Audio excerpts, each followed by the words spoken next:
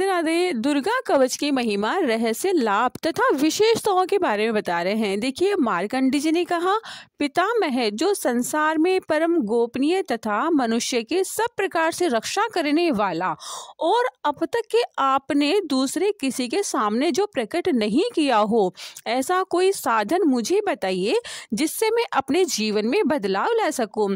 तो ब्राह्मण, ऐसा साधन तो एक ही देवी के कवच का है, ऐसा मार्कंडेय जी ने कहा, जो गोपनीय से भी परम गोपनीय तथा पवित्र और संपूर्ण प्राणियों के उपकार करने वाला है।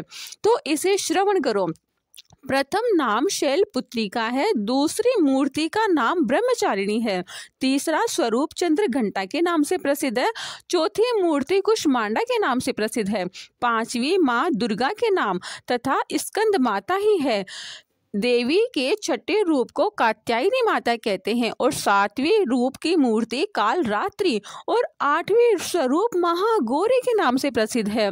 नौवीं दुर्गा माँ के नाम से प्रसिद्ध है, जिसे सिद्धिदात्री कहते हैं। ये सब नाम सर्वज्ञ महात्मा वेद भगवान के द्वारा प्रतिपादित किए हुए हैं। ये सब नाम सर्वज्ञ महात्मा वेद भगवान के द्वारा ही प्रतिपादित किए हुए हैं।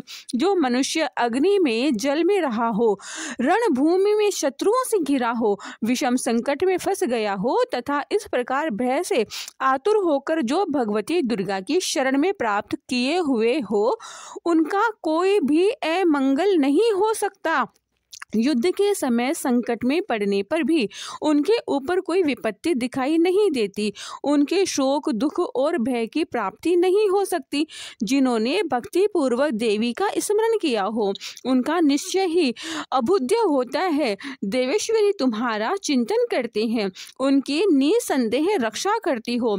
चामुंडा देवी प्रेत और आरूढ़ होती है, वराही भैंस पर सवार रहती है, इंद्री देवी का वाहन ऐरावती है तथा वैष्णवी देवी गरुड़ पर आसन पर जगाती है और गरुड़ जो आसन है वह उन्हीं का है। तथा माहेश्वरी वृषभ पर आरूढ़ होती है, कौमारी देवी मयूर पर रहती है, मयूर ही उनका वाहन है। भगवान विष्णु की प्रियतमा लक्ष्मी देवी कमल के आसन पर विराजमान होती है और हाथों में कमल धारण किए हुए है। वृषभ पर आरूढ़ ईश्वरीय देवी ने श्वेत रूप धारण कर रखा है। ब्रह्म देवी हंस पर बैठी हुई है और सब प्रकार के आभूषणों से विशोभित है। इसी प्रकार सभी माताएं सब प्रकार की योग शक्तियों से संपन्न है। इनके सिवा और भी बहुत सी सुंदर देवियां प्रकट है, जो अनेक प्रकार के आभूषण से शोभा युक्त तथा नाना प्रकार के रत्नों से सुशोभित है। ये संपूर्ण देवियां क्रोध में भरी हुई है तो दिव्य रूप भी है और भक्तों की रक्षा के लिए रथ पर बैठी हुई दिखाई देती है।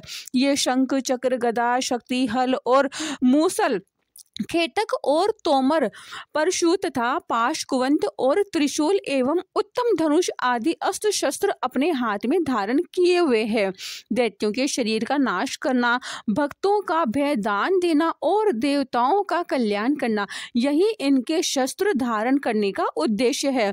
महान रुद्र रूप, अत्यंत घोर पराक्रम, महान बल और महान उत्साह वाली देवी, तुम महान भय का नाश करने वाली हो, आपको नमस्कार है। आपकी ओर देखना तो कठिन है। शत्रुओं का भय बढ़ाने वाले जगदम्बा, सबकी रक्षा करने वाली, पूर्व दिशा में इंद्रियां, अग्नि कोण में अग्नि शक्ति, दक्षिण में है वाराही, नृत्य कोण में खड़क धारिणी, पश्चिम दिशा में वारुणी और वायव्य कोण में मृग पर सवारी करने वाली देवी, सबकी रक्षा करने वाली।